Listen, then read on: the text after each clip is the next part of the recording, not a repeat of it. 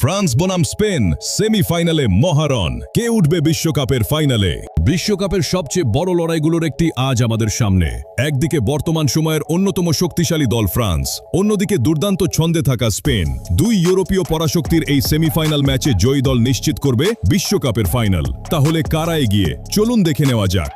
France পুরো tournament জুড়েই দেখিয়েছে তাদের শক্তি। দ্রুতগতির আক্রমণ, শক্তিশালী মিডফিল্ড এবং অভিজ্ঞ ডিফেন্স, সব মিলিয়ে তারা যে কোনো প্রতিপক্ষের জন্য বড় চ্যালেঞ্জ। বড় ম্যাচে চাপ সামলানোর অভিজ্ঞতা ফ্রান্সকে বাড়তি আত্মবিশ্বাস দিচ্ছে।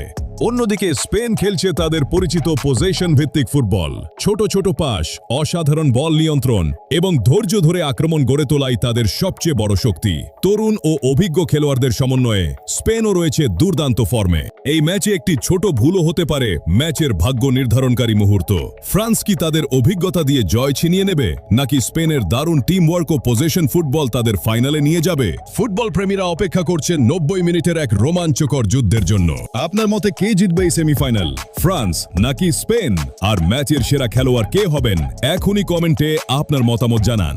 এমন আরও ফুটবল আপডেট, ট্রান্সফার নিউজ এবং বিশ্বকাপের সর্বশেষ খবর পেতে ভিডিওটি লাইক করুন, চ্যানেলটি সাবস্ক্রাইব করুন এবং নোটিফিকেশন বেল অন করে রাখুন। ধন্যবাদ।